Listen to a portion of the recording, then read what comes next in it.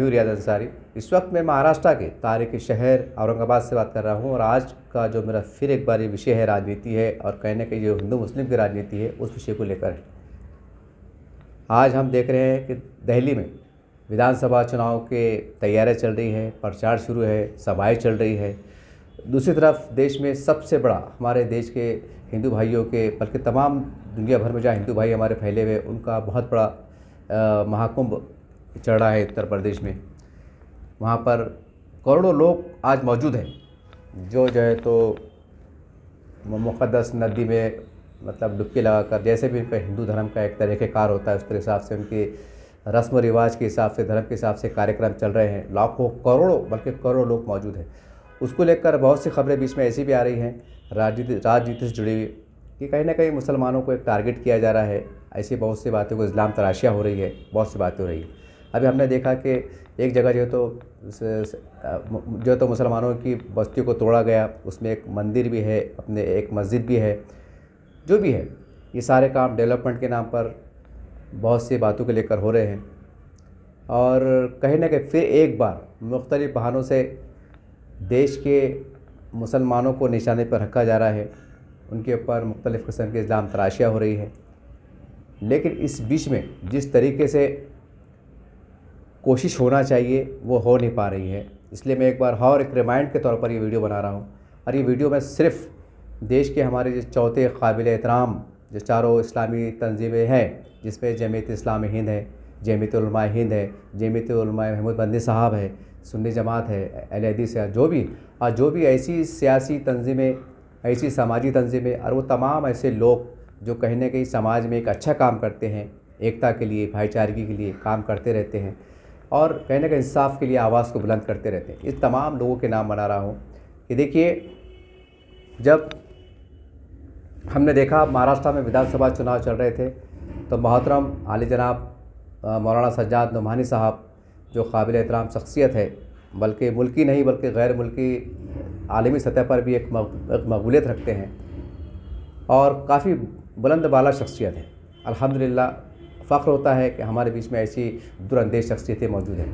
तो हमने विधानसभा में देखा कि उन्होंने जिरंगे पाटिल साहब के पास एक मुलाकात की थी और 288 जो विधानसभा की जो सीटें हैं महाराष्ट्र में उसके ऊपर उन्होंने बहुत सी अलग अलग मुकामात पर मुख्तलिफ़ पार्टियों को तायद हिमायत देने का ऐलान किया था, जिसमें अगर 7-8 अगर मुस्लिम उम्मीदवार छोड़ दिए जाएँ तो लगभग काफ़ी गैर मुस्लिम ही थे, जिसमें हमारे हिंदू भाई थे, मराठा थे, लोग अपने महाविकास आघाड़ी के थे, बहुत सी थे। लेकिन उसके बाद भी यानी कि मुसलमानों ने सेकुलरिज़म को बचाने के लिए जो कुर्बानियाँ दी, जो उलमा इकराम को आगे आना पड़ा, उसके बाद भी कहीं ना कहीं उनको लान तन सहना पड़ी। उनके ऊपर मुख्तलिफ़ किस्म की इस्लाम तराशी हुई कि भाई क्यों ऐसा किए, क्यों उसको नहीं किए, क्यों उसको तायद दिए, क्या बात थी, बहुत सी बातें चली। उसके बारे में बहुत से देश के मुसलमानों में नाराज़गी फैली कि जिस तरह से इनके ऊपर उलमा इकराम को ऊपर निशाने पर रखा गया। बहरहाल बोलते ना हज़ार मुँह हज़ार बात हुई। ये वीडियो मैं इसलिए बना रहा हूँ कि देखिए, मैं तो बहुत छोटा आदमी हूँ लेकिन मैं क्या करूँ, मजबूर और बेबस हूँ। जब कोई काम सही सेहत में होना चाहिए अगर वो हो नहीं पा रहा है तो मजबूर होके मतलब मुझ जैसे एक छोटे आदमी, जबकि हमारे इस्लामी तंजीमें के ज़िम्मेदारान हैं, हमारे काबिल एहतराम उलमा इकराम हैं, जो सरगर्दा मुल्क सतह पे मुसलमानों के लीडर हैं, उनके सामने मैं कुछ भी नहीं हूँ।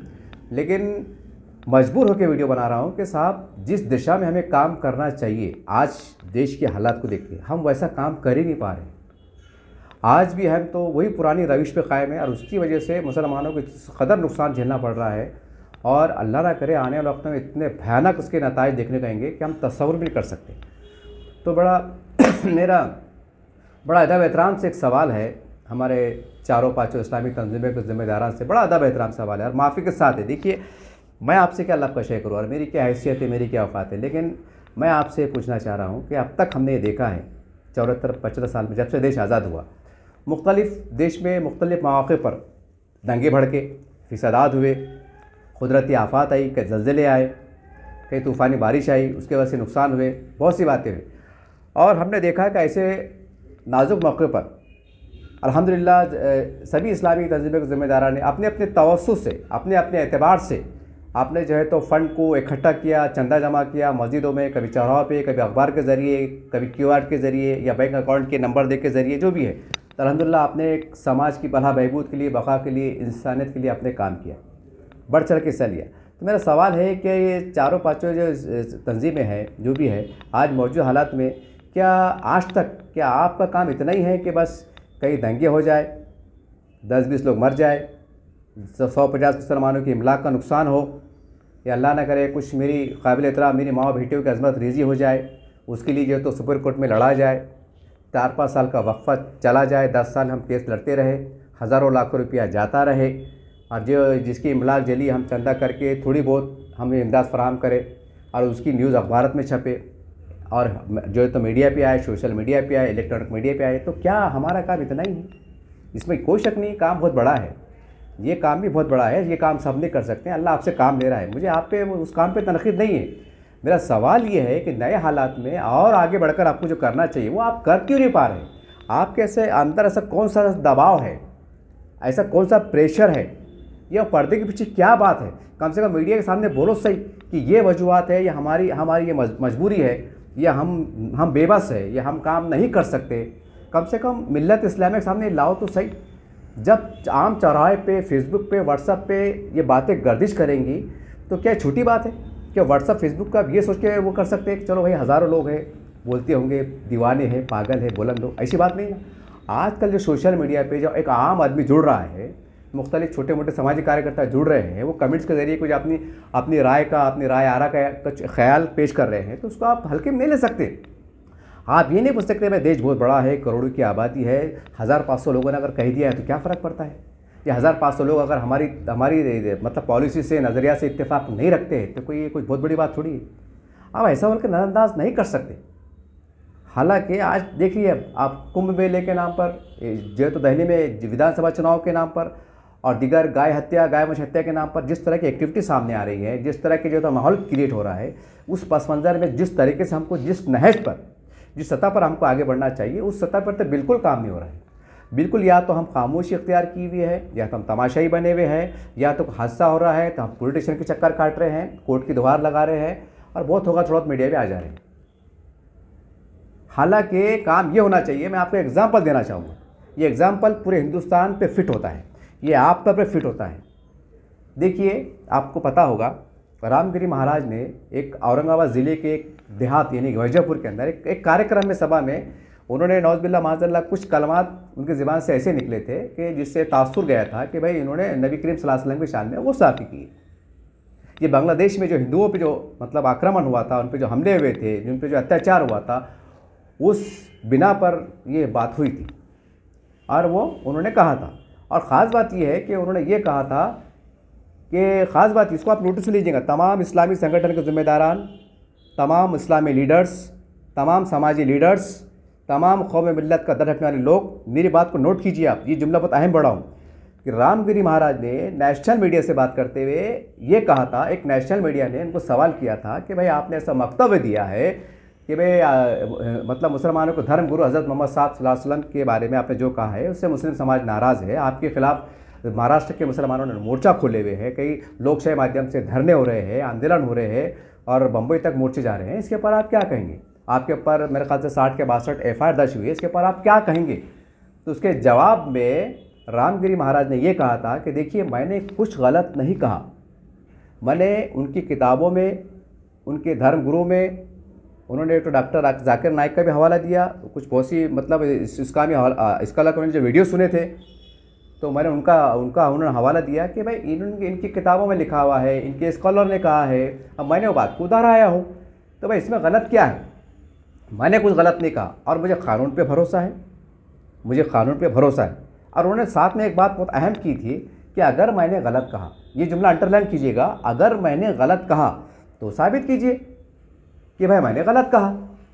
तो सवाल ये है कि जो बंदा यानी कि रामगिरी महाराज खुद प्रेस से बात कर रहे हैं और ये बोल रहे हैं कि भाई मैंने अगर कुछ गलत कहा होगा तो साबित कीजिए। अब सवाल ये है कि रामगिरी महाराज को या उनको एहसास दिलाने के वास्ते कि महाराज के आपने जो जुमला किए हैं, जो वर्ड आपने इस्तेमाल किए वो गलत किए हैं, वो आपके से एक भूल हुई है या आपसे चूक हुई है और उसके उसको साबित करने के लिए हम आपको एक मजबूत दलाइल देते हैं। उस पुराने वाक़यात को हवालात को सामने किताबों की रोशनी में हम आपको साबित कर सकते हैं। ये किताबें हैं, ये किन हालात में क्या हुआ था, कैसे हुआ था, जो भी है। तो ये साबित करेगा कौन? ये बहुत बड़ा सवाल है कि रामगिरी महाराज को अब तक, हालांकि महाराष्ट्र में हमने महाराष्ट्र ने वो मंजर भी देखा कि हज़ारों की संख्या में मोर्चे निकले पूरे महाराष्ट्र में, पूरे देश के अंदर। बल्कि मैं समझता हूँ कि यूपी, बिहार, मध्य प्रदेश, वहाँ तक जो है तो आवाज़ बुलंद हुई, वहाँ तक आवाज़ बुलंद हुई। बोला गया कि भाई रामगिरी महाराज पे जो है तो उनको गिरफ्तार करो, उनके ऊपर कठोर कार्रवाई करो, उनके ऊपर कानूनी शिकंजा कसो।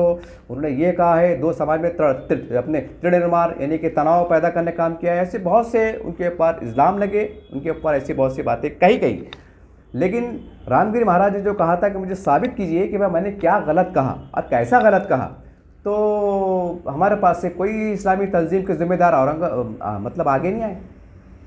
जबकि हमने देखा कि मुस्लिम नुमाइंदा कौंसिल की जानिब से, जिन्होंने लोकशाही माध्यम से बहुत एक पुरअमन तरीके से उन्होंने एक धरना आंदोलन किया था और ये कहा था, जब चुनाव नज़दीक आ गए थे, यानी कि 2 दिन के बाद आचार संहिता लगने वाली थी, तो उन्होंने ये कहा था कि ये जुमे तक, यानी उस टाइम जो उसके बाद का दिन जो जुमा आ रहा था, तो उन्होंने ये कहा था, उनकी तरफ से बयान भी आया था जो अखबारत में आज दर्ज है कि अगर हमको इत्मीनान बख्श जवाब नहीं मिला तो हम पुरअमन तरीके से तो सरला पेट जाएंगे, यानी कि रामगिरी महाराज का जो आश्रम है हम वहाँ पर जाएंगे। अब सवाल ये है, एक सवाल है, फितरी सवाल है कि जो रामगिरी महाराज ये कह रहे हो, एक तरफ मीडिया से बात कर रहे हैं कि भाई मुझे साबित कीजिए, तो साबित करने के वास्ते हम कुछ हरकत में नहीं आ रहे। जबकि हमने ये देखा कि जब मुस्लिम नुमाइंदा कौंसिल का जब धरना आंदोलन पुरअमन तरीके से जारी था, उन्होंने कहा था कि हम लोकशाही का इस्तेमाल करते हुए हम सरलापेट जाएंगे। तो आप मतलब सरलापेट आंदोलन शक्ल में जाने को तैयार हो गए, तो चाहते क्या थे आप? जबकि वो मामला इतना नाजुक इख्तियार किया गया था। उस टाइम का अगर मीडिया खंगाले, उस टाइम के अगर हालात का तज्जिया करे, हालात का जायज़ा ले, अल्लाह ना करे, अगर खुदा ना खास्ता वो मार्च निकल जाता और कोई ग्रामीण के खेड़े पाड़े के चौराहे पे अगर पत्थरबाजी हो जाती, कोई खाती पत्थर मार देता, तो पूरा महाराज से लग जाता। ये सच्चाई है, क्योंकि उस वक्त हालात ऐसे नाजुक बने हुए थे। एक राजनीति के अंदर गर्मा गर्मी का माहौल पैदा हो गया था। वो इसलिए भी हो गया था कि एकनाथ शिंदे, हमारे अपने जो साबिक़ा जो हमारे वज़ीर आला रह चुके हैं महाराष्ट्र, जो आज डिप्टी सीएम है, उन्होंने उनके स्टेट्स से कहा था, यानी रामगिरी महाराज बाजू बैठे थे, साधु महाराज का एक कार्यक्रम चल रहा था, और उन्होंने कहा था, यानी वक्त का मुख्यमंत्री एकनाथ जी शिंदे ने कहा था कि भाई हम हमारे साधु संतों पे आज आने नहीं देंगे और मेरी सरकार, मैं खुद महाराष्ट्र आपके साथ सक्षम है, ताकत के साथ खड़ा है। ये मुख्यमंत्री का बयान आ रहा है। अब उसके बाद जो है तो राजनीति ज़्यादा गर्मा गई थी, यानी महाराष्ट्र में एक तरह का मोर्चा खुल गया था। मतलब विधानसभा में आवाज़ गूंजी और मतलब जो है तो पूरे देश में आवाज़ गूंजी, धरने निकले, मोर्चे हुए, सारी बात हुई। उसके बाद ज़्यादा मामला गर्मा गया था। खुदा न खास्ता उस इस्तिस्ना में अगर चले जाते सरलापेट को, अगर कोई हालात बिगड़ जाते, अल्लाह ना करे कोई हालात ख़राब हो जाते, तब उसका कौन जिम्मेदार था? मैं ये नहीं कह रहा हूँ कि भाई आप गलत थे या आपका मंशा गलत है कि आपकी सोच गलत थी, कि आप, ऐसा नहीं है। मुझे, आप हमारे बड़े हैं, मैं आपका एहतराम करता हूँ, मैं वो नहीं कह रहा हूँ।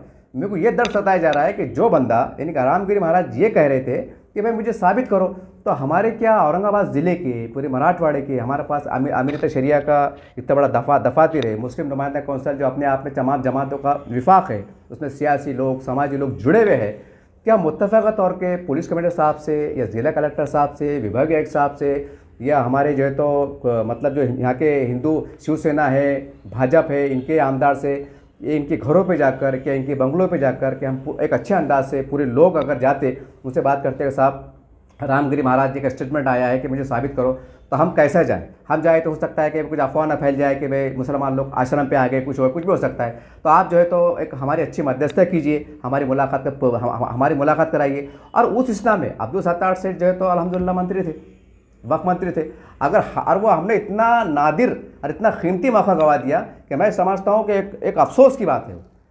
अगर उस टाइम हम सत्तार सेठ को पकड़ लेते और बोलते, साहब देखो आप मंत्री है और आप जो है तो मतलब महायुति में एक सरकार के मंत्री है, आपका एक रुआब है, आपका दबदबा है, फडणवीस साहब भी आपको बहुत मानते हैं, शिंदे साहब को तो आप नूरे नज़र है, आप कितना चाहते हैं, आपके लिए तो भाई हाथ का खेल है। अगर मुस्लिम नुमाइंदा कौंसिल, तमाम जो इस्लामी संगठन के लोग हैं, अगर और समाज संगठन लोग ये पूरा वक्त बनाते, 50 एक लोग अगर वहाँ जाते, सत्तार सेठ के मकान पे चल जाते, या उनको यहाँ बुलाते। वो इतने बड़े आदमी तो नहीं है कि भाई उलमा इकराम को नजरअंदाज करें। वो यकीनन अगर सत्तार साहब को अगर कॉल देते कि साहब हम औरंगाबाद के उलमा इकराम आपसे मुखातिब हैं, आप आइए, तो यकीनन तो दौड़ दौड़ के चले आते। उस टाइम जो था इलेक्शन का माहौल था, एक गर्मा गर्मी का माहौल था, हर आदमी चाह रहा था कि भाई अपने कुछ वाह हो जाए, कुछ माहौल साजगार हो जाए, यानी कोई ना कोई चक्कर में राजनीति चल रही थी, तो भाग के आ जाते। अगर नहीं भी आते किसी वजह से, तो हम एक मुनासिब वक्त लेकर कि साहब कब कौन से दिन कब आना, जोहर में आना, मगरिब में आना, तो अलहमदुलिल्लाह सत्तार सेठ है, दरिया दिल इंसान है, वो आपकी आओ भगत भी करते, एहतराम भी करते, इकराम भी करते, आपका मतलब बहुत ही आप मतलब आपको सर आंखों बिठाते और हमको बड़ापन देते कि साहब आप जो है तो अपने लेवल पर सरकार से बातचीत कीजिए या रामगिरी महाराज से अपने तवस्सुत से बात कीजिए। हम जो है तो आपकी मतलब क़यादत में, यानी कि हम आपको बड़े रखते हैं, या फिर आप उलमा इकराम की क़यादत में चलिए और हमारी जो है तो एक सालसी करा दीजिए। भाई एक खुशगवार माहौल उनके आश्रम पे जाते, वहाँ जाते, उनसे गुफ्तगू करते, बातचीत करते, उनको इत्मीनान बख्श रह के 2 घंटे 3 घंटे दिन भर वहाँ पर रहते, तो अल्हम्दुलिल्लाह कुछ ऐसा बीच का रास्ता ज़रूर निकल जाता। या अगर वो रामगिरी महाराज इतना भी कह देते कि भाई ठीक है, मुझे इसके बारे में वो नहीं था, लेकिन मैंने जो सुना था उसके आधार पर कहा था, इतना भी अगर बयान जारी कर देते तो मामला ख़त्म हो जाता। और ये हो सकता था, ये मामला हो सकता था। अब मैं आपको ये इसलिए कह रहा हूँ कि जब हम सियासत के लिए, जैसा मोहतरम आली जनाब सज्जाद नुमानी साहब जिरंगे पाटिल साहब के पास वहाँ चले जाते हैं, मतलब कि गांव चले जाते हैं, उससे गुफ्तगू करते हैं, तो क्या इतना बड़ा हिंदू मुस्लिम विवाद जहाँ पर एक से एक महाराज से लगने का डर, मतलब दंगे भड़कने का डर, कहीं अल्लाह ना करे कहीं जाने का डर, कहीं इमलाक जलने जलाने का डर, इतना लाइन ऑर्डर ख़राब होने का डर, और इतनी बड़े इश्यूज़ को हमने हल्के में ले लिया। और जहाँ हमारा कोई सिफर थी हमारी नुमाइंदगी, मतलब हमको कुछ मिलने वाला नहीं था, सिर्फ हम एक हवा में तीर मार रहे थे जिरंगे पाटिल साहब, तो वहाँ हमने पूरी ताकत झोंक दी कि भाई ऐसा करो वैसा करो, हम मिल के लड़ेंगे, हिंदू मुसलमान मराठा समाज, वहाँ पर हमने पूरी ताकत झोंक दी। लेकिन जो नफ़रतें हमारे जो 100 करोड़ जो हमारे महाराष्ट्र के हिंदू भाई के अंदर जो फैल रही थी या फैल चुकी है, उसके कंट्रोल करने के लिए, उसको खात्मा करने के लिए हमने कुछ नहीं किया। तो क्या ये हमारी बदनसीबी नहीं है? क्या ये हमारी हमारे से कहने की बहुत बड़ी गलती नहीं हुई है? और उसके बाद कम से कम 2 या 3 मरतबा रामगिरी महाराज औरंगाबाद में आए। एक बार उन्होंने बांग्लादेश में जो हिंदू भाइयों के खिलाफ जो अत्याचार हुए उसके खिलाफ में उन्होंने यहाँ पर एक कलेक्टर के सामने बावक़ार तरीके से यहाँ पर आए, उन्होंने बात की, प्रेस से बात की, सारी बात की। उसके बाद और एक बार आए, ऐसा उनका मामला चला। अब तो यूँ समझने को क्या काफ़ी बयानात भी आ रहे हैं वंदे मातरम को लेकर कि भाई ये राष्ट्रगीत बंद होना चाहिए, अब ये मतलब कहने के एक्टिव हो गए। तो सवाल ये है कि फिर हम कहाँ जा रहे हैं? हम क्या, यानी सियासत में मुकाम पाने के लिए, यानी मुसलमानों को इंसाफ दिलाने के लिए बेशक हम जिरंगे पाटिल साहब के पास चले गए। मुझे उनसे भी कोई ऐसा वो नहीं है कि आप क्यों गए, कैसे गए, आप दूरअंदेश लोग हैं, आप बड़े लोग हैं, हम आपका एहतराम करते हैं, आपको हमसे ज़्यादा समझता है, हालात पे आपकी कड़ी नज़र है, गहरी नज़र है, इसमें कोई शक नहीं है। लेकिन सवाल ये है कि भाई जिसकी वजह से लाखों हमारे हिंदू भाइयों के दिल में एक मतलब मुसलमानों के तय एक नफ़रत फैली, नफ़रत की आग फैली, और उसको हम कंट्रोल करने के लिए, जो मामला डैमेज हो रहा था उसको कंट्रोल करने के लिए हमने कुछ नहीं किया। तो सवाल ये फिर हम जा रहे का, हम कौन सी सियासत कर रहे, हम कौन से रास्ते पे गामजन हैं? हम खुद भी हैरान हैं और परेशान हैं। अब मतलब वही यानी हम हालात का सही तज्जिया नहीं कर पा रहे हैं, हम जायज़ा ले ही नहीं पा रहे हैं कि हमने क्या करना चाहिए। एक तरफ मोहन भागवत साहब का बयान भी आता है कि भाई वो मतलब आप हिंदुओं को चाहिए कि वो हर मस्जिद के नीचे मंदिर तलाशना बंद कर दे, इतना बड़ा बयान आता है उसके। और बहुत से लीडरों का सिर्फ दूर दूर से बयान आता है कि भाई मोहन भागवत साहब ने अच्छा करे, हम उनके शुक्रगुजार हैं, जो भी है, मतलब इस तरह प्रेस के अंदर आया है। अरे भाई इतना बड़ा बयान, देश के 25 से 30 करोड़ मुसलमानों की बका का मसला है, हिंदू मुसलमानों इत्तेहाद का मसला है, इतना बड़ा एक सरबराह का बयान, और मोहन भागवत साहब है कौन? अरे ठीक है वो राजनीतिक पद पे नहीं है, कोई संविधानिक मतलब पद पे नहीं है कि ऐसा प्रधानमंत्री, ऐसा कोई ऐसा आमदार नहीं, खासदार नहीं है, लेकिन आप क्या इस बात से भी गाफिल है कि मोहन भागवत साहब अपने आप में एक भारत है, अपने आप में 100 करोड़ हिंदू भाइयों की मतलब हिंदू जो हमारे भाई है, देश के समाज है, उनकी एक बेबाक और खुलकर नुमाइंदगी करते हैं। इतनी बड़ी शख्सियत का बयान आता है और हमारे लोग उन तक पहुँच नहीं पाते हैं। अरे मौके का फ़ायदा उठा लेते, उनको कॉल करते कि साहब हम आपके पास पहुँच रहे हैं, हमने आपसे आपका बयान सुना, हम बहुत खुश हैं, आपसे इत्मीनान है कि आपने जो है तो इस देश की जो गलत दिशा में देश जा रहा था, राजनीति जा रही थी, आपने इसको एक अच्छा टर्न देने की कोशिश की, हम आपसे गुफ्तगू सुनीत के लिए आ रहे हैं। अगर सब मुस्लिम नुमाइंदा मतलब मुस्लिम पर्सनल बोर्ड के जिम्मेदारान कोई उनसे वक्त मांग लेते, उनके ऑफिस चले जाते या उनको अपने पास मौजूद करते, वक्त मौका महल देखकर उससे गुफ्तगू करते, डायलॉग करते, तो आज काफ़ी हद तक बर्फ़ पिघल गई होती। लेकिन हमने वो मौका भी खो दिया। हमारे जहनों में एक ऐसा बात बैठी हुई है कि नहीं, हम सेकुलर पार्टी, हमारे पे भरोसा, सेकुलर पार्टियों को मतलब पार्टियों पर हमारा भरोसा है। हमारा एक नौज़बिल्ला माज़अल्लाह ऐसा पुख्ता ईमान बन गया है कि वो हमारे साथ कितनी भी दगाबाजी करे, कितनी भी जो है तो हमारे साथ धोखेबाजी करे, यहाँ तक कि उनके कार्यकाल में बाबरी मस्जिद शहीद हो जाए, कई दंगे भड़क जाए, कई सैकड़ों दंगे उनके कार्यकाल में हो जाए, कई अजमतें लूटी जाए, मतलब कई कई नुकसान हो जाए, उसके बाद भी हम जो है तो हमारा भरोसा एक मुत्तफ़क़ा तौर पर हम कह सकते हैं कि सेकुलर पार्टियों पे। एक अजीब सूरत हाल है, जबकि अगर हालत का सही जायज़ा लिए तो एक मतलब मोटे अल्फाज में अगर मैं कहूँ तो एक पानी पिला के मार रहा है और एक बगैर पानी पिला के मार रहा है, ऐसी हो रहा है ना, मोटे भाषण करे। और जबकि जिसको हम फ़िक़ा परस्त कहते हैं, जिसको यानी कि हम बीजेपी शिवसेना का नाम देते हैं, वो पार्टी हमको ऑफ़र कर रही है कि भाई अब वो सवाल क्या है कि भाई अक्सर ये पेपरों में आता है, लोग कहते हैं कि भाई वो उन पर भरोसा नहीं किया जा सकता। तो सवाल ये है ना कि जिस सेकुलरिज्म पे आपने भरोसा किया, जिस सेकुलरिज्म पार्टी पे आपने भरोसा किया, उसने मुसलमानों को क्या दिया, विधानसभा में क्या दिया, लोकसभा में क्या दिया, आज क्या दे रहे हैं।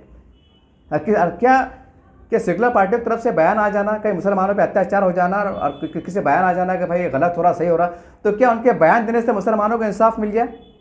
क्या उनके बयान देने से जो जेलों में बेकसूर मुसलमान जेल में बंद है कि छूट गए? क्या सरकार ने एक्शन लिया कि योगी जी सरकार एक्शन में आई कि आपके बयान आने के बाद जो तो वो मुसलमान पर कार्रवाई रुक गई? क्या कोई कॉलोनी आबादियाँ टूट रही है तो वो रुक गई? क्या आपका इतना प्रेशर था या प्रेशर है? नहीं है। आपका एक तरह का सियासी ड्रामा चल रहा है, आपकी बयानबाजी चल रही है, मुसलमान भी समझ रहे हैं कि हमारे जो तो हमदर्द है, हमनवा है, हमारे तरफ से बयान कर रहे हैं। सवाल ये आ रहा है कि ख्याली बयान देना, उसके बाद मुसलमानों को काम नहीं होना, ये किस बात का सबूत है, किस बात की अलामत है? ज़रा जवाब तो दीजिए, जवाब तो दीजिए।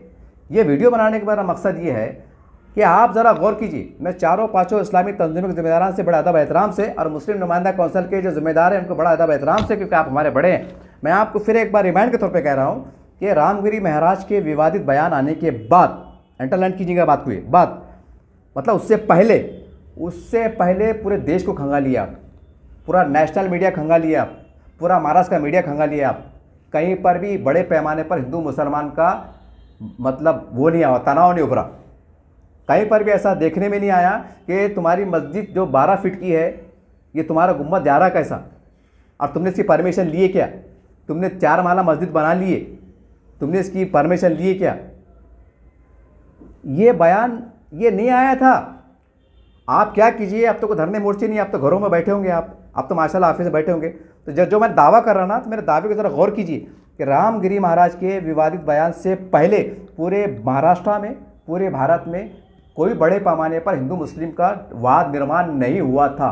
ये उनके बयान आने के बाद वाद विवाद निर्माण हुआ, क्योंकि जिस तरीके से धरने मोर्चे पूरे महाराष्ट्र में चले, निवेदन चले, बहुत से मतलब मध्य प्रदेश यूपी में चले, और रामगिरी महाराज के बारे में जिस अल्फाजों का इस्तेमाल हुआ, यहाँ तक कि बद्दे क़स्म की बुरा भला बोला गया, यहाँ तक कि बद्दे क़स्म की गालियों के अल्फाज की भी अदायगी की गई, यहाँ तक गालियाँ तक कही गई, वो आज सोशल मीडिया पे मौजूद है। अब सवाल ये है कि भाई जब इतना बुरा बोला गया तो एक आम हिंदू को जो है तो गलत मैसेज चला गया। आम हिंदू ये सोच रहा है ये तो हमारे साधु है, संत है, ये तो राजनीति भी नहीं है, ये कोई आमदार नहीं है, खासदार नहीं है, इन्होंने तो हमारे समाज की नुमाइंदगी की है। बांग्लादेश के अंदर जो हिंदुओं पे अत्याचार हो रहा था, उसी पस मंज़र में उनका बयान आया था।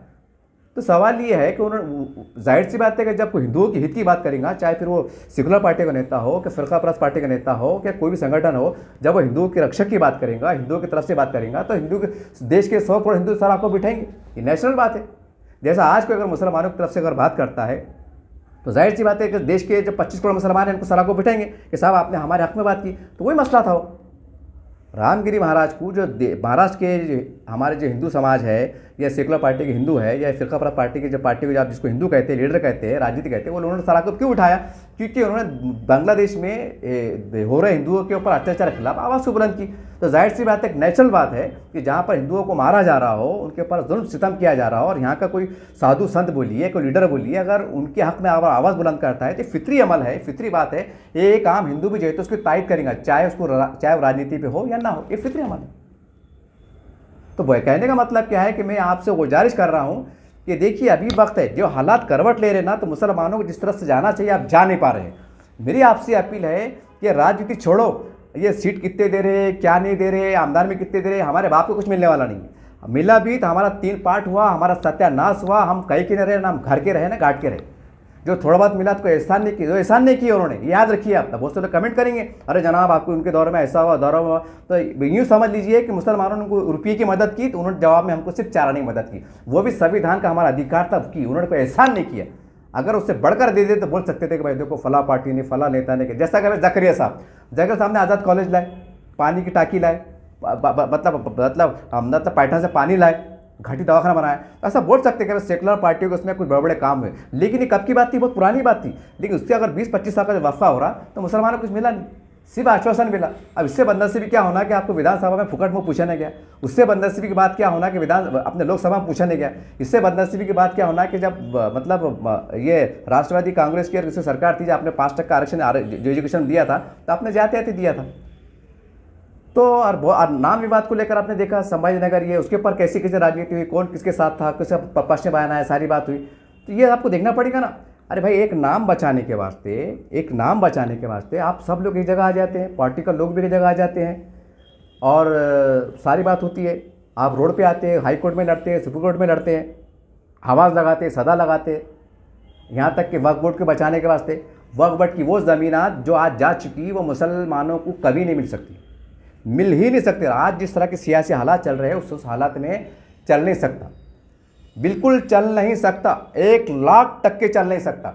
तो आप प्लीज़, आपसे गुजारिश है कि मुसलमानों के जो काम होने वाले हैं या हो सकते हैं या होने जैसे हैं तो आप उस पर फोकस कीजिए। जो ऐसे आज भी देखो दिल्ली के इंतखाबात में क्या हो रहा, वो रामकृष्ण अपने कृष्णा रिपोर्ट कौन सी रिपोर्ट पे बात हो रही। अरे जो रिपोर्ट पे अमल दरामद होना नहीं है उस रिपोर्ट को अगर हम वो करेंगे, उठाएंगे और कहने का इशारा हिंदुओं पे जाएगा, हिंदू लीडरशिप पे जाएगा, हिंदुत्व पे जाएगा, वो टारगेट पे आएंगे, तो जाहिर सी बात है कि यूपी के मतलब दिल्ली की जो आवाम है, खासकर हमारे हिंदू भाई है, उनके ऊपर तो गलत मैसेज आएगा। अरे बोलेंगे तो हमको बुरा बोल रहे, ये हमको टारगेट कर रहे। तो आप ऐसा कर रहे क्यों, आप ऐसा क्यों नहीं बोल रहे इलेक्शन के अंदर कि देखो भाई आपने किसको दिया, क्या दिया, छोड़ दीजिए, हम आपके सामने है, नया चेहरा है, नई पार्टी है, जो भी है, जैसा भी आपका नाम काम है हम चुन के आएंगे, इंशाल्लाह हम सबके लिए काम करेंगे, हिंदुओं के काम करेंगे, मुसलमानों के लिए काम करेंगे। ये मुसलमानों की मतलब उनके पास जुल्म पर सहारा लेना और हिंदू संगठन पर टारगेट करना, तो क्या इस बात की अलामत नहीं कि आप उनकी एकदम हम आमने सामने आके बात कर रहे हैं? क्योंकि ये राजनीति पहले चल गई, ये 30-35 साल पहले चल गई, ये महाराष्ट्र में चल गई कि देखो अगर सेकुलर पार्टी को वोट नहीं दिया तो शिवसेना आ जाएंगी। आज क्या हुआ, आज सब मिल गए। अब आज देखो, अब आज पेपर में पिछले हफ्ते में आया कि अजीत दादा पवार शरद पवार की खरबतदारियाँ बढ़ रही है, ऐसे इम्कान है कि वो मिल सकते हैं, ऐसा खदशा दशा जा रही है, मिल सकते हैं। अब कल को खुदा न खास्ता कि शरद पवार साहब, अजीत पवार साहब अगर मिल लिए, कोई सियासी उनका महाज बन गया, दोस्ती हो गई, तो फिर आप क्या करेंगे? यानी फिर आप महाराष्ट्र के मुसलमान जाएंगे का? यानी कि आप पहले सेकुलर पार्टियों के साथ थे, कांग्रेस के साथ थे, राष्ट्रवादी के साथ थे, बाद में शिवसेना, और किसके क्यों साथ में थे कि शिवसेना के आप खिलाफ थे। अब तीनों का इलाक बन गया, अब तीनों हो गए, अब वो सब मिल गए, तो आप कहाँ जाएंगे आप? यानी कब तक बेवकूफ़ बनते रहेंगे और कब तक ये तो सच्चाई तस्लीम नहीं करेंगे कि देश के अंदर 100 करोड़ हमारे हिंदू भाइयों का मूड बदला हुआ है, अब वो कोई सुनने के मूड में नहीं है और आप क्यों उसकी बचाने की बात कर रहे हैं? अरे भाई ये देखो कि मुसलमान समाज जो है तो आज के दौर में पूरे हिंदुस्तान में हम बावखार तरीके से कैसा चल सकते हैं, कैसा हम जिसको हम फिरका परस्त कहते हैं, मोटे अल्फाज में भाजपा सरकारें आई हुई है बहुत से राष्ट्रों में, हम उसे कैसा डायलॉग कर सकते हैं? आप डायलॉग कर रहे क्यों नहीं? आप अगर मुसलसल अगर उनसे दूरियां बना के रखेंगे और ये सोचते रहेंगे कि हमें इनसे बात करना नहीं है, इन पर भरोसा नहीं है, और ये अगर पूरी ताकत के साथ पूरे देश के अंदर अगर लीड करने लग जाए, आज कुछ राज्यों में है, कुछ राज्यों में नहीं, पूरे देश के अंदर बहुमत में आ जाए, तो आप कब तक बचेंगी? अगर कल को खुदा ना खास्ता अगर देश में दंगे भड़क जाए, करे जाए, तो क्या आप अमित शाह साहब से बात नहीं करेंगे कि साहब क्या चल रहा है, क्या आप उसको रोकिए, आप देश के गृह मंत्री है, आप प्रधानमंत्री है, रोकिए, क्या आप उससे बात नहीं करेंगे? क्या अभी छोड़ेंगे? नहीं भाई वो फिरका परस्त पार्टी है, उनके भरोसा नहीं है, हमको अपना टाइम ज़ाया करेंगे, हम उनके पास जातीस नहीं। ये तो अजीब बात होगी। और एक तरफ हम ये बोलते हैं कि हमारे मुसलमानों के असलाफ के अखलाक ऐसे थे कि उनको देख कर लोग दीन में दाखिल हो गए। जब हमारे भाई ठीक है ना, एक आम मुसलमान गुनहगार हो सकता, मैं गुनहगार हो सकता, लेकिन जब आप उलमा इकराम है, आप दीन के मतलब दाई है, आप अंबिया के वारिस है, तो क्या आपका अपने आप इतना भरोसा नहीं कि हम 2 रकात फजर की नमाज़ पढ़कर जो है तो ज़ोर के अंदर हम अमित शाह से मुलाकात करें कि अल्लाह ताला हम एक देश की एकता के लिए, अखंडता के लिए और इंसानियत की बका के लिए, देश के 25 करोड़ मुसलमानों के तहफ़्फ़ुज़ के लिए, उनके हक़ की उन मज़लूम मुसलमानों के लिए जा रहे, अल्लाह ताला रब्बुल आलमीन हमारी मीटिंग को कामयाब कर, हम उनके पास जैसे आमना सामना हो तो उनके दिल में रहम पैदा कर। तो क्या अल्लाह इस चीज़ पर कादिर नहीं है कि नौज़ बिल्लाह की मेरी बात ड्रामा लग रही है आपको?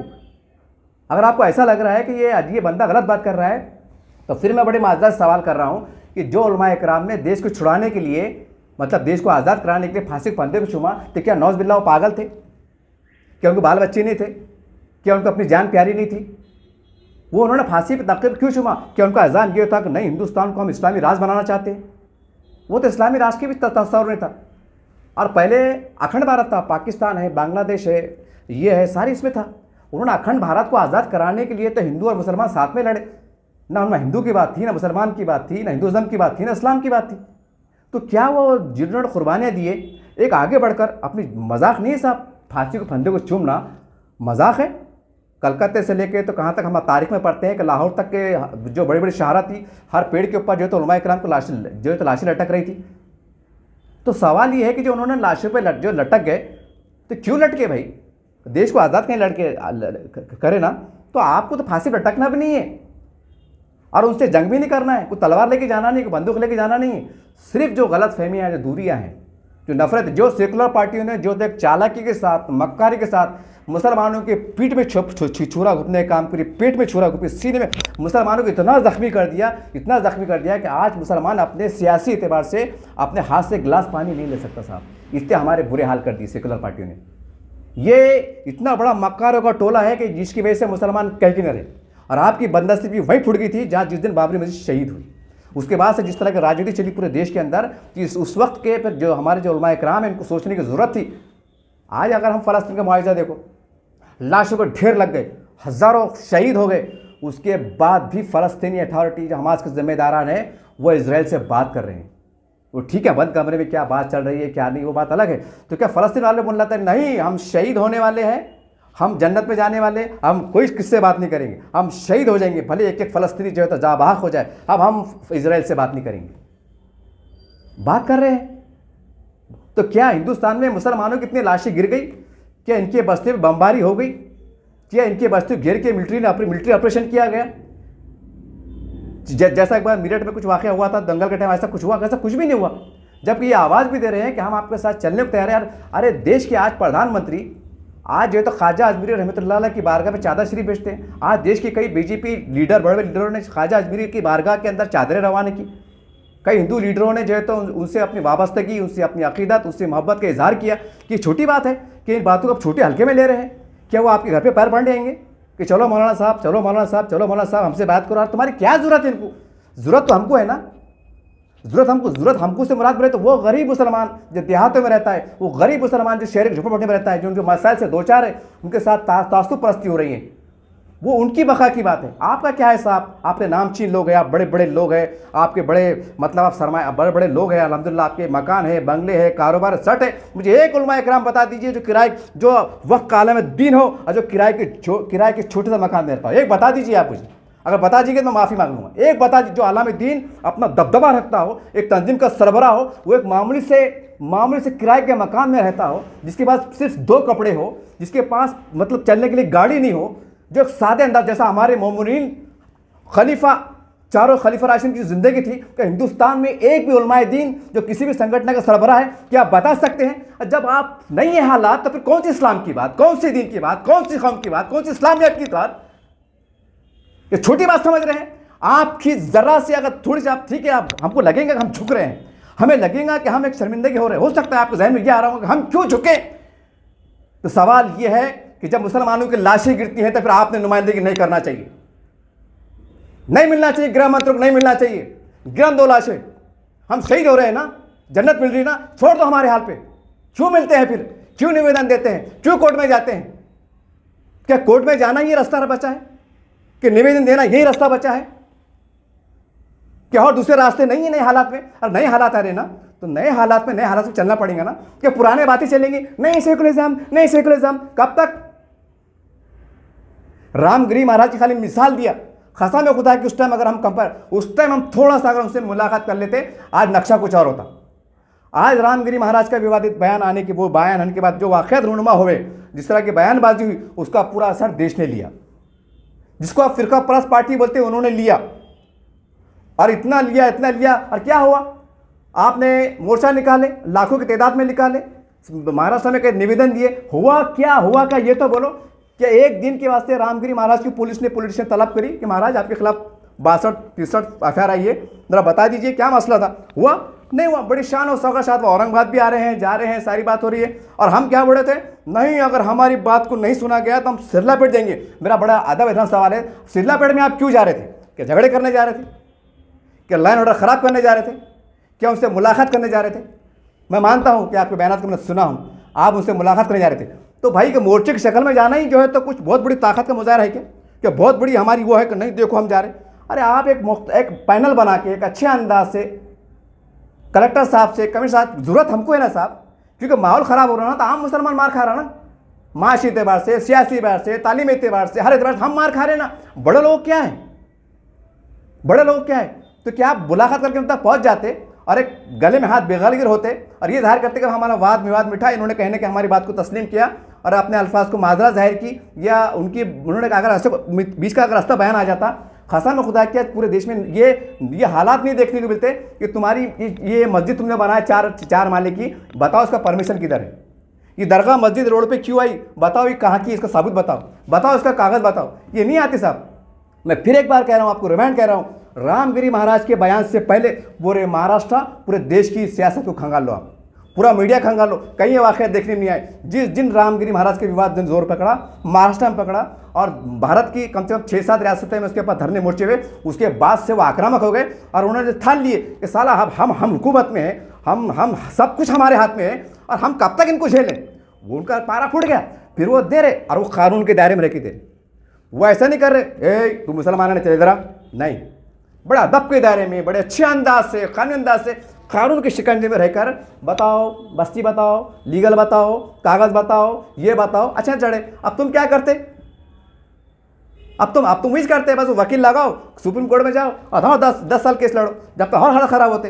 अरे केस लड़ते में हम कब तक, हम कुछ दूसरा ज़ाहिर तलाश रहे ना, ज़रा खुले मन के साथ आए, हम उसे डायलॉग करें, मिले, ठीक है। अगर हमको थोड़ा सा लग रहा है कि हम जा रहे हैं, अगर आपको लग रहा है कि हमारा छोटापन हो जाएगा नौज़बिल्लाह माज़अल्लाह, तो कौम के लिए चले जाइए आप, ये गरीब गुरबा के लिए चले जाइए आप, और 2 रकत नमाज पढ़ के जाइए। हम तो गुनहगार हैं, आप तो नुमाए दीन हैं, आप तो अंबिया की वारिस है। अल्लाह आपकी लाज है, कसम खुदा की अल्लाह आपकी लाज रख लेगा। ये मत कहिए कि मैं बीजेपी का भक्त हूँ, ये मत कहिए कि मैं उनका कोई एजेंट। कोई कमेंट किया था साहब आपको कितने पैसे मिले, थोड़ा आपकी जी को शर्म आना, जी के मतलब आपकी जी को शर्म आना। ये एक बंदा एक कौम की गरीब मुसलमानों की तर्जमानी कर रहे हैं और उसके लिए आप मेरे पे ऐसा इल्ज़ाम तराशी कर रहे हैं, बड़ी हैरत की बात है। बताइए ना, आज अल्लाह ने अगर आज अगर महाराष्ट्र में कोई हालात ख़राब होते, कहाँ जाएंगे आप? किसके पास जाएंगे आप? वही फडणवीस साहब के पास जाएंगे। आप वज़ीर दाखिला भी है, आपके फला शहर के अंदर दंगा हो गया, 150 मुसलमान जो है तो अरेस्ट कर लिए गए, उनके पास ही जाएंगे ना, उनके पास ही जाएंगे ना। कहाँ जाएंगे आप? अरे कुछ तो रास्ता तलाश करो। कि पूरे महाराष्ट्र के, पूरे देश के उलमा इकराम हैं, एक ऐसा एक प्लान जमा करो।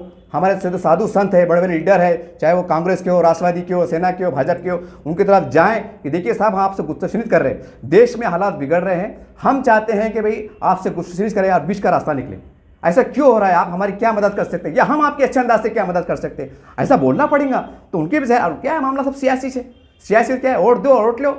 अरे अपने क्या बाप का यार, अगर हमारे उनसे अगर एक बावखार तरीका दोस्ती होती है, मुसलमानों को विखार अगर जो मतलब पामाल से बचता है, हमारी दरगाहें, हमारी आस्थानें, हमारे आशूर खाने, हमारी मस्जिदें, तारीख़ी मस्जिदें, अगर उसकी इमला का तहफ़्फ़ुज़ होता है, इससे बड़ा कि हमको सौदा क्या चाहिए, इससे बड़ा हमको फ़ायदा क्या चाहिए? इन्होंने हमको क्या निकाल के दिए? बहरहाल ये एक बहुत तल्ख़ बातें थी। मैं किसी की दिल आज़ारी करना, किस पे उंगली किरदार कशी करना मेरा हरगिज़ बस नहीं चाहता। इसको दिल आज़ारी को मैं माफ़ी चाहता हूँ भाई, लेकिन जो हालात करवट ले रहे हैं, जो गरीब मुसलमान मतलब घुट के बनने मजबूर हैं, जो वाक़ियत रूनुमा हो रहे हैं, इसके ऊपर भी आपको खुल के मैदान में आना पड़ेगा। और हमारे पास जमहूरियत है। आप बोलते हैं ना संविधान कब इस्तेमाल करेंगे आप संविधान का? ये खाली बचाने का काम करते और बचाने चक्कर हमको क्या मिल रहा है नहीं देखते। बहरहाल ये तमाम बातें थी, सच्चाई पे मबनी बातें थी, आप खंगाल के देख सकते हैं। अगर आप इस नहज पे चलेंगे, मेरी आपसे अदबन गुजारिश है, एक अपील सदा है, तो हालात कंट्रोल में आ सकते। नहीं तो ये सेकुलर पार्टी के बड़े सरबराह हैं, ये हमारा तमाशा देखने को बैठे हुए, ये दाना डाल रहे हैं, हमको आगे कर रहे हैं, जिंदाबाद के मुर्दाबाद के नारे लगा रहे हैं, जब बुरा टाइम आ रहा है भाग जा रहे हैं, और कभी ऐसा भाग जा रहे हैं कि पार्टी बदल दे रहे हैं। हमको क्या मिल रहा, ना हम इधर के रहे ना उधर के रहे। बोलते ना वो धोबी गधा कुत्ता क्या घर का ना घाट का, वही हुआ हमारा हो रहा, हर एतबार से हो जा रहा। पर उम्मीद करते हैं एक नए निज़ाम के साथ बावखार तरीके से आप हमारी नुमाइंदगी कीजिए, और खुल के कीजिए, बेबाक तरीके से कीजिए। हो सकता है अल्लाह आपको कामयाबी दे ना दे। अगर नाकामी होती है तो प्रेस से बात कीजिए, देखो हमने सदा लगाई थी, हमने उनसे बातचीत की, लेकिन वो हालात कुछ जम रहे नहीं है। तो अल्लाह भी देख रहा है, आपकी नीयत को देख रहा है, आपका अमल को देख रहा है। हम 25 करोड़ मुसलमान भी आपको देखेंगे।